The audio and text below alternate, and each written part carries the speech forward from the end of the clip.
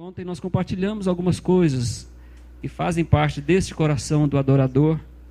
E a primeira delas, não sei se alguém vai lembrar, começa com F. Quer dizer, não foi esse o nome que eu dei, acho que você não vai saber. Mas nós falamos de F e S, pela presença de Deus. Fome e sede pela presença de Deus. Então ontem nós compartilhamos aqui que o coração do adorador, ele ama e deseja essa presença de Deus. Nós falamos um pouquinho sobre Davi, falamos um pouquinho também sobre Moisés, que era um homem que ansiava pela presença de Deus, mais do que pelos milagres.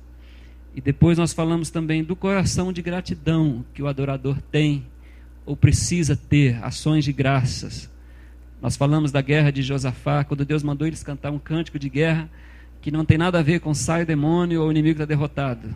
O cântico dele era simplesmente: dê graças ao Senhor, porque Ele é bom, e a sua benignidade ou misericórdia, depende da versão, dura para sempre. Esse foi o cântico de guerra daquele povo, ações de graças. E o princípio se aplica a nós hoje ainda. Muitas vezes você vai estar em situações que a sua arma de guerra espiritual ali é dar graças a Deus, em uma circunstância onde você está completamente tentado, propenso a murmurar, a reclamar. E como ato de guerra, você vai fazer exatamente o contrário. Você vai dar graças a Deus, vai começar a focalizar na pessoa de Deus e não nas circunstâncias. Então isso faz parte de um estilo de vida de adoração, ações de graças.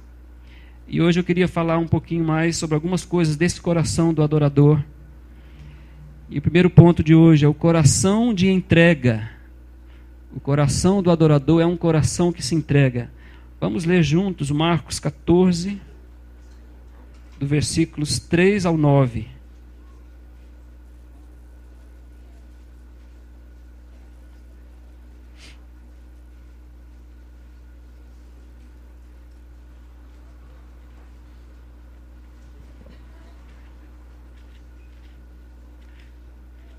Marcos 14, de 3 ao 9. Estando ele em Betânia, reclinado à mesa, em casa de Simão, o leproso, veio uma mulher trazendo um vaso de alabastro com preciosíssimo perfume de nardo puro, e quebrando o alabastro, derramou o bálsamo sobre a cabeça de Jesus. Indignaram-se alguns entre si e diziam: para que esse desperdício de bálsamo? Porque esse perfume poderia ser vendido por mais de 300 denários e dar-se aos pobres. E murmuravam contra ela. Mas Jesus disse: deixai-a, por que a molestais?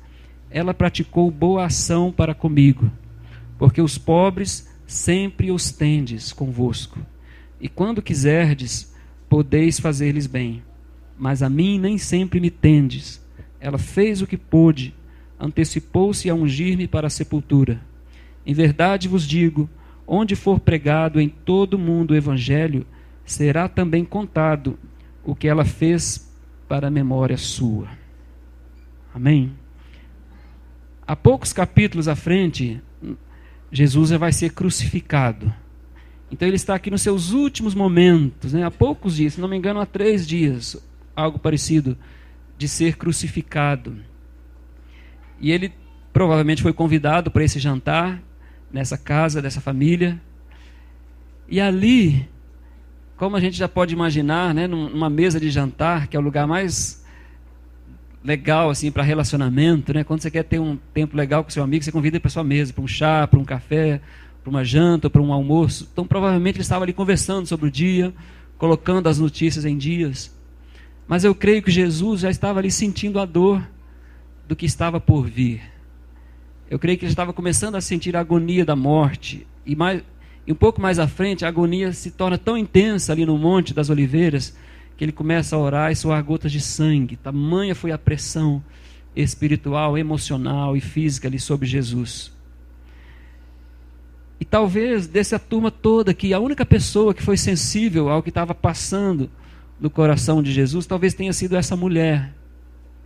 Eu imagino essa mulher olhando nos olhos de Jesus e vendo ali uma tristeza, uma agonia. Algo ali agitando o coração de Jesus. E eu posso imaginar aquela mulher ali pensando consigo mesma: o que eu posso fazer por Jesus? O que eu posso fazer para aliviar o sofrimento do meu mestre? E ela vai e pega o vaso de alabastro, que era muito precioso, muito caro. E ela quebra e derrama sobre Jesus para ungí-lo. Eu creio que naquele momento foi o máximo que ela conseguiu pensar. Foi a maior expressão de entrega, de adoração que ela pôde dar para Jesus.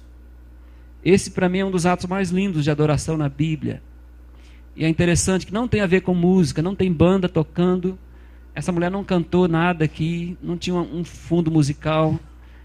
Simplesmente um coração entregando o que tinha de mais precioso para o Senhor. E eu posso aprender com isso, né, que adoração é vida de entrega. É quando você dá o seu melhor. Desde o início, quando o Senhor começou a instituir a adoração ali no deserto, no tabernáculo, quando Ele estava ensinando o povo a trazer a oferta, o sacrifício, Deus sempre foi muito exigente. Ele não queria o cordeiro lá doente, com defeito, Ele queria o melhor, sem mácula, sem mancha. Porque ali Deus já estava profetizando que futuramente Ele daria o seu melhor por nós. Ele deu o cordeiro sem mácula, Jesus sem defeito, sem pecado. E Deus estava ali ensinando para o povo esse princípio de trazer o melhor, não o resto, não a sobra. E eu creio que essa mulher aprendeu isso. É assim, eu quero dar não o resto para Jesus, eu quero dar o melhor de mim. E para mim a adoração tem tudo a ver com entrega, muito mais do que cantar. Eu creio que a música é simplesmente uma forma de nós expressarmos a nossa adoração ao nosso Deus. Mas a adoração vai muito mais além de palavras, de melodias, de banda, de instrumentos. A adoração ela sai aqui do coração. E se nós não queremos ter um coração de entrega, nós nunca vamos ser um verdadeiro adorador. Vamos lá em Gênesis 22, de 1 a 12. Esse para mim é o ato mais lindo de adoração da Bíblia.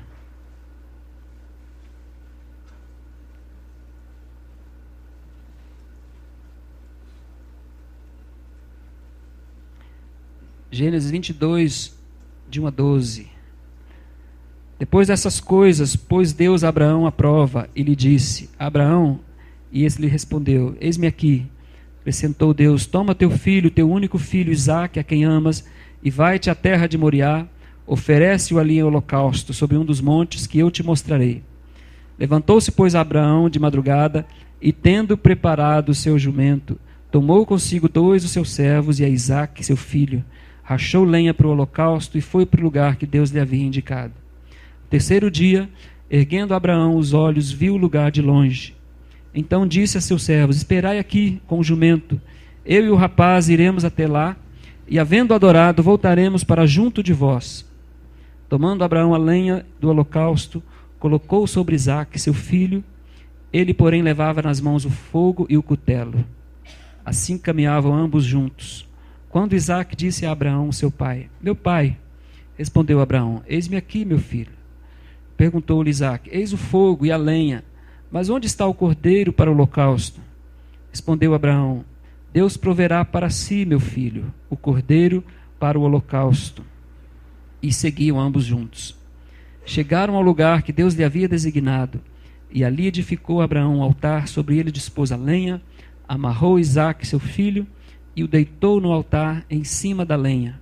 E estendendo a mão, tomou o cutelo para imolar o filho. Mas do céu lhe bradou o anjo do Senhor: Abraão, Abraão. Ele respondeu: Eis-me aqui. Então lhe disse: Não estendas a mão sobre o rapaz e nada lhe faças, pois agora sei que temes a Deus, porquanto não me negaste o filho, o teu único filho. Para aqueles que não sabiam, é a primeira vez que a Bíblia fala de adoração. É a primeira vez que a palavra usa a palavra adorar.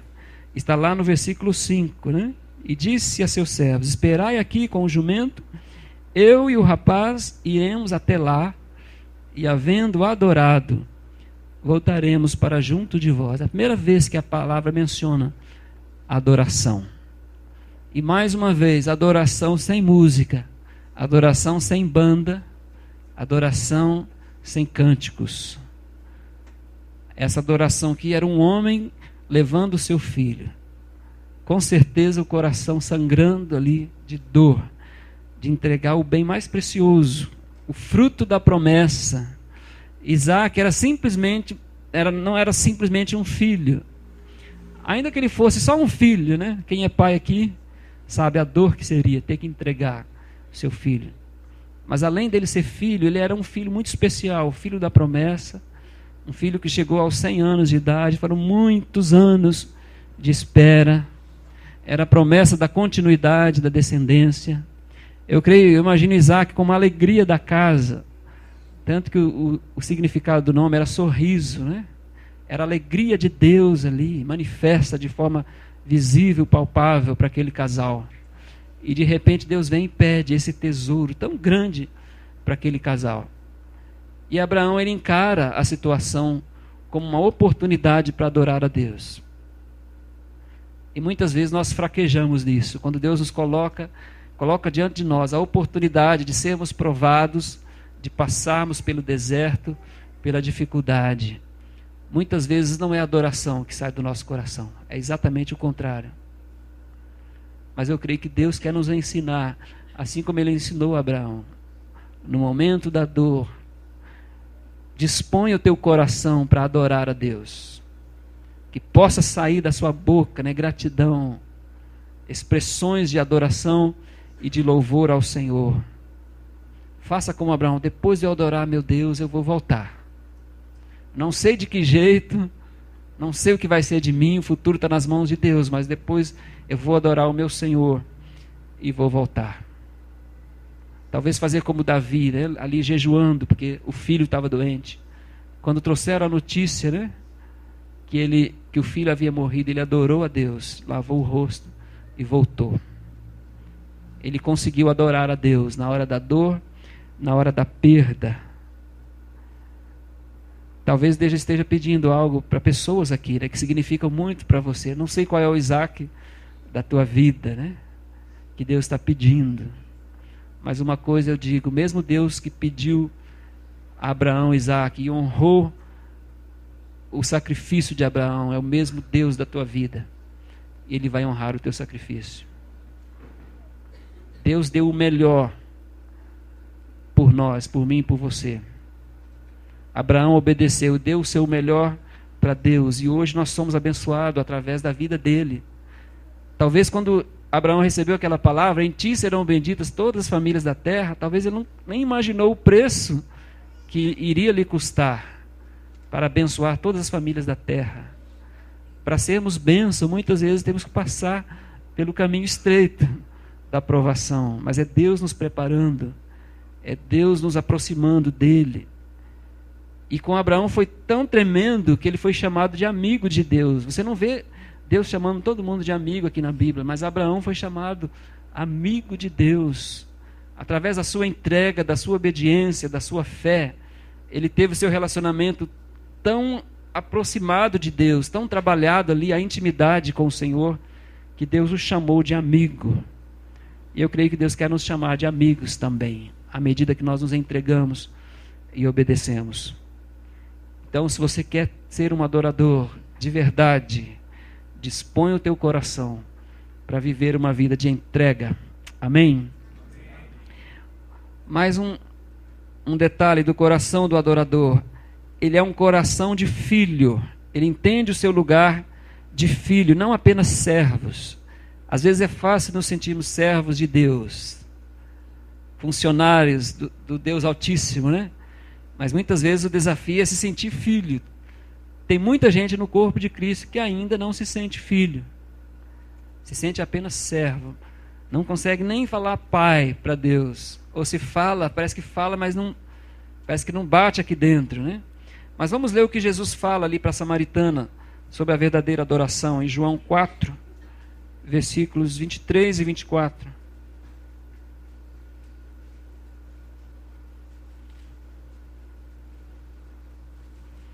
Ah, mas não tem nada a ver com filho. Tem sim, você vai ver. João 4, 23 a 24.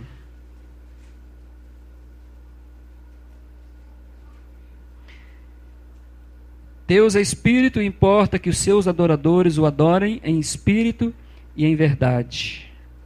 Eu li o 24, né? Desculpa, 23 agora. Mas vem a hora e já chegou, em que os verdadeiros adoradores adorarão a quem? Ao Pai, em espírito e em verdade, porque são esses que o Pai procura para seus adoradores. Jesus podia muito bem ter falado: olha, samaritana, vem a hora e já chegou que os verdadeiros adoradores adorarão o Altíssimo em espírito e em verdade, ou adorarão o Criador dos céus e da terra em espírito e em verdade, ou tantos outros nomes, ou adorarão Jeová Nissi, Jeová Jiré em espírito e em verdade. Mas Jesus, eu creio que de propósito, ele usou a palavra Pai 2 vezes. Os verdadeiros adoradores adorarão o Pai, porque são esses que o Pai procura para seus adoradores. Pai, filho, para mim isso fala de intimidade. O verdadeiro adorador, ele se aproxima a Deus na intimidade. Com santa reverência, claro, mas também com intimidade, como um filho chega e abraça o seu pai. Você que tem filho sabe disso. Você que não tem filho, você é filho, né? Se você tem um bom relacionamento com o seu pai, você entende do que eu estou falando. Aquela intimidade. Não tem que chegar na mesa: pai, posso pegar o feijão, né? Posso comer o arroz? É teu filho, né? A intimidade, a liberdade. O verdadeiro adorador, ele vive a sua identidade como filho. E eu creio que esse é o fundamento da nossa identidade como cristãos. Nós somos filhos. Nós somos filhos. Jesus, no ministério dele, ele demonstrava o tempo todo o relacionamento pai e filho. Lá em João 14, Jesus fala a palavra pai umas 20 e poucas vezes. Vou para o pai, vou preparar-vos lugar, e volta e meia ele repetindo. Eu creio que parte relevante do ministério de Jesus, aliás, tudo era relevante, né? Mas uma parte muito forte do ministério dele era apresentar o pai. Era trazer esse relacionamento que foi quebrado entre o pai e filho. E não era só de Jesus tentando mostrar o pai, mas era do pai também mostrando Jesus. Lembra o que aconteceu quando Jesus saiu das águas do Jordão? Ouviu-se uma voz dizendo: esse é o meu filho amado, em quem me comprazo. E Deus não estava ali dizendo: olha, eu amo, esse é meu filho amado, em quem eu comprazo, porque ele ressuscitou tantos mortos, parou o mar, curou os cegos, fez os leprosos, fez o ministério. Deus não estava falando isso. Jesus não tinha feito nada ainda. Ele estava para começar ainda o ministério. Depois do batismo, ia ser tentado no deserto. Aí ele fez o primeiro milagre lá nas bodas de Caná da Galileia. Mas o Pai já estava ali afirmando Jesus, não pelo que ele fazia, mas pelo que ele era. E mais tarde, lá no Monte da Transfiguração, o Pai faz a mesma coisa: esse é meu filho amado, a ele ouvi. E que eu tenho aprendido com isso é que Deus me ama como filho, não pelo que eu faço, não pelo que eu produzo, não por quantas almas eu ganho para Ele, mas Ele me ama por quem eu sou, e eu sou filho. Deus ama você pelo que você é, e você é filho, e você é filha. A gente não precisa comprar o amor do nosso Pai. Chega de vivermos simplesmente como servos. Muitas vezes, inconscientemente, a gente se mata no reino de Deus, na obra de Deus, tentando conquistar o amor e a admiração de Deus. Não precisamos disso. Deus já nos aceitou. Ele já nos amou integralmente através de Jesus Cristo. O adorador precisa dessa revelação da paternidade de Deus. E é algo que o inimigo tenta roubar o tempo inteiro. A Bíblia fala que o inimigo veio para roubar, matar e destruir. Eu creio que uma das coisas que ele tem mais tentado roubar é essa revelação da paternidade de Deus. Porque roubando isso, ele rouba a tua intimidade. Roubando isso, ele rouba a tua liberdade, a sua alegria de servir o Pai. Ficamos como o filho mais velho da parábola do filho pródigo. Ele não tinha revelação de paternidade. Ele se sentia simplesmente um escravo. Tanto que quando o irmão volta, que o pai faz a festa, ele fala: mas esse teu filho aí desperdiçou os bens. Ele nem fala o meu irmão, né? Esse teu filho. É como se ele fosse alguém completamente fora da família, não sentia que pertencia. E ele fala: há tantos anos tenho te servido, né? Com as suas palavras ele está dizendo: eu sou um servo aqui nessa casa, eu te servi há tantos anos e o Senhor não tem me dado nada. E o pai fala: mas filho, tudo que eu tenho é teu. E muitos de nós têm vivido vidas assim. como filho mais velho, como funcionário. Perdemos, o inimigo conseguiu roubar essa identidade de filhos, e Deus quer restituir isso para nós. Amém?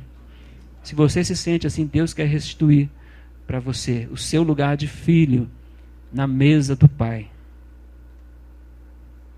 Quantos creem que o Pai está aqui nessa noite, de braços abertos, para receber os filhos? Talvez aqueles filhos que estão perdidos dentro da própria casa.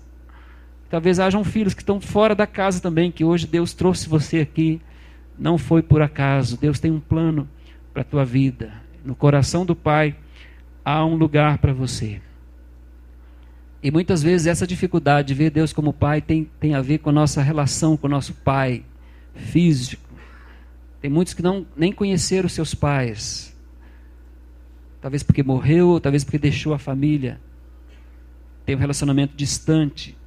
E querendo ou não, isso acaba interferindo no seu relacionamento com seu pai. Uma vez eu ouvi algo que eu achei muito interessante. Dizem que nos Estados Unidos resolveram implantar um projeto na prisão.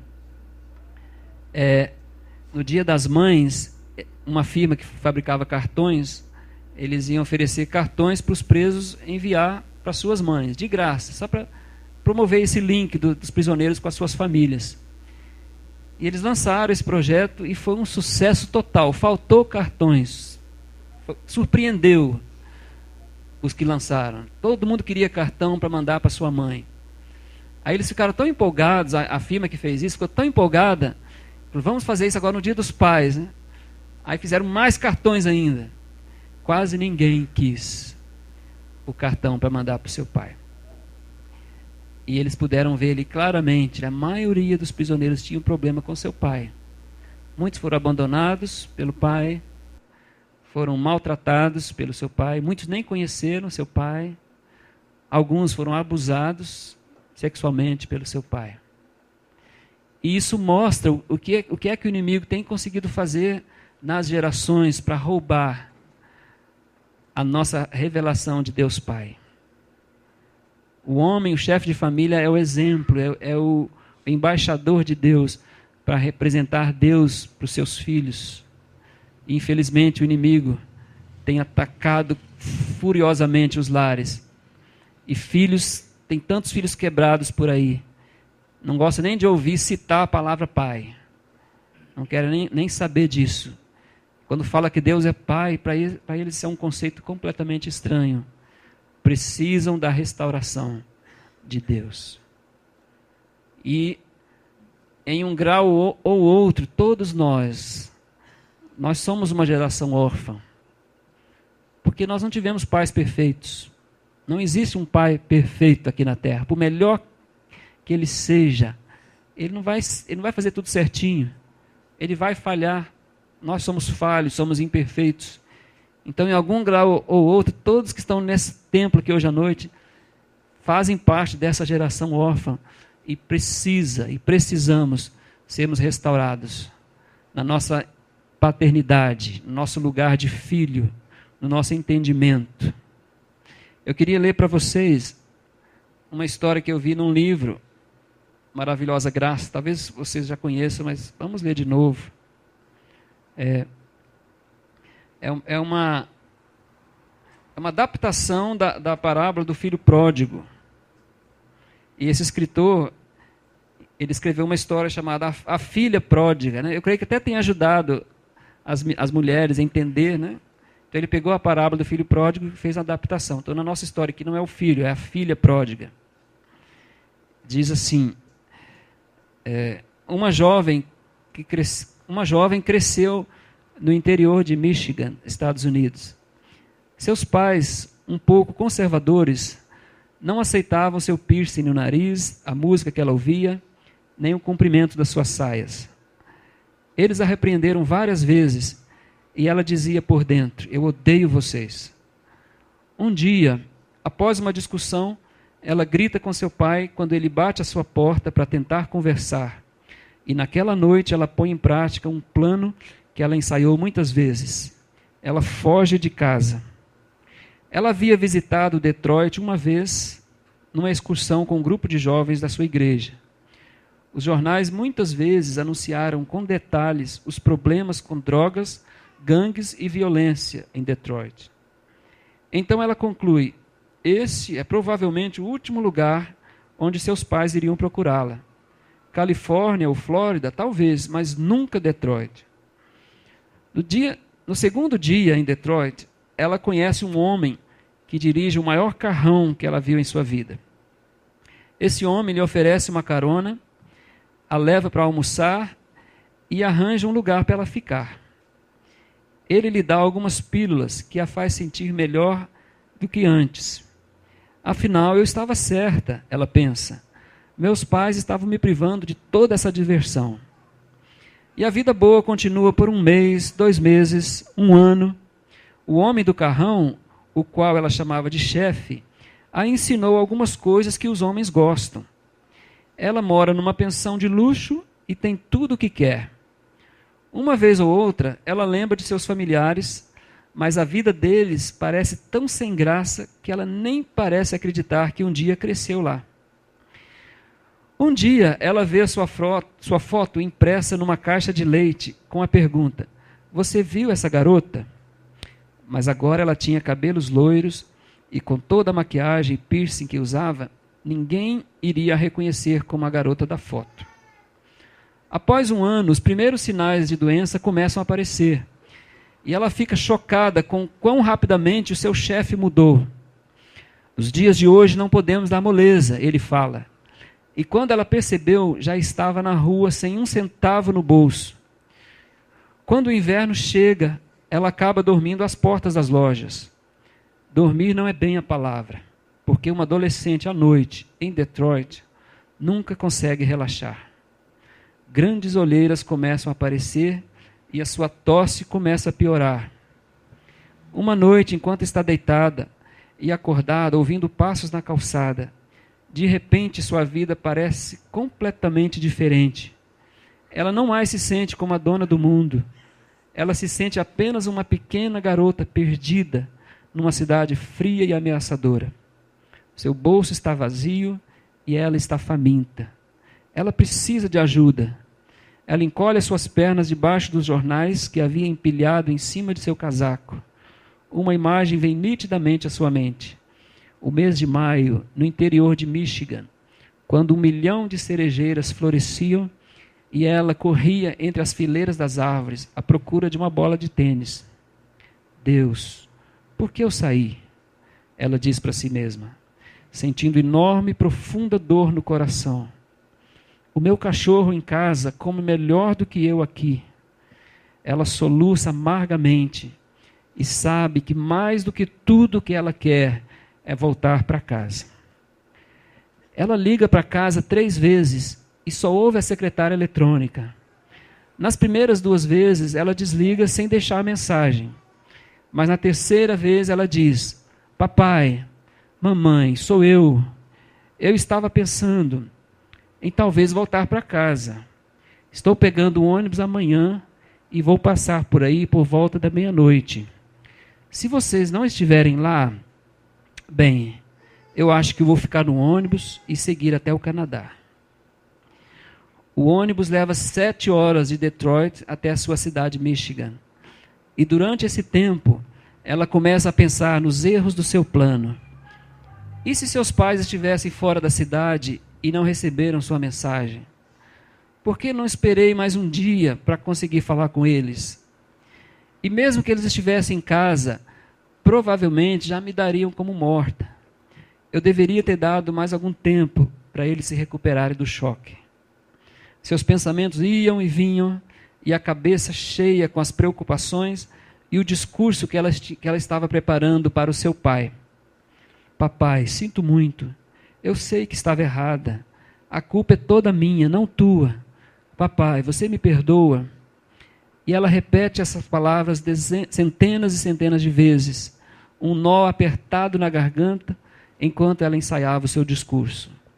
Faz anos que ela não pedia desculpas a ninguém. Quando se aproxima da cidade, ela começa a observar pequenos flocos de neve caindo sobre as ruas gastas por milhares de pneus. Ela havia esquecido quão escura a noite era por ali. Uma gazela cruza a rua e o ônibus se desvia dela. Ela vê o sinal indicando quantos quilômetros faltava para chegar. Oh, Deus! Quando o ônibus finalmente para na estação, o motorista anuncia com voz rouca pelo microfone: parada de 15 minutos, pessoal. 15 minutos para decidir sua vida. Ela se olha no espelhinho de mão, arranja o cabelo e limpa com a língua o batom dos dentes. Ela olha as marcas de cigarro nos seus dedos e pergunta a si mesma se seus pais iriam notar, se é que eles vão estar lá. Ela anda pelo terminal sem saber o que vai encontrar. Nenhuma das milhares de cenas que ela imaginou em sua mente a tinham preparado para a cena que ela vê diante de si. Lá, junto às paredes de concreto e cadeiras plásticas do terminal de ônibus, estava de pé um grupo de 40 irmãos, irmãs, tias, avós, tios, primos, vovô e vovó. Eles todos vestidos com roupas de festa e acenando lenços brancos, e em toda a parede do terminal havia uma grande faixa que dizia: bem-vinda ao lar. Do meio da multidão que a recebia, aparece seu pai. Ela olha para ele através das lágrimas que correm dos seus olhos vermelhos como mercúrio e começa o tão ensaiado discurso: papai, sinto muito, eu sei. Seu pai a interrompe: corre, filha, nós não temos tempo para isso, não temos tempo para desculpas agora, você vai se atrasar para a festa, um banquete espera por você em nossa casa. Amém. Esse é o coração de Deus, o coração do Pai, que te espera com festa. Bem-vindo ao lar, bem-vindo à intimidade com seu Pai. E essa palavra não é só para os filhos que deixaram a casa, mas é para os filhos que estão aqui dentro e não têm vivido como filho. Não têm vivido como filho. Eu creio que chega de viver como escravo, como empregado, como funcionário, porque nós somos filhos, e como filhos nós somos herdeiros do Senhor, co-herdeiros em Cristo Jesus. Eu creio que nesta noite Deus quer te dar um abraço bem apertado de pai. Se você já vive como filho, eu creio que Deus quer te levar mais fundo nesse relacionamento de filho. Se você nunca conseguiu viver como filho, eu creio que essa noite vai ser o início dessa jornada com seu Pai. Amém? Vamos ficar de pé. Vamos orar.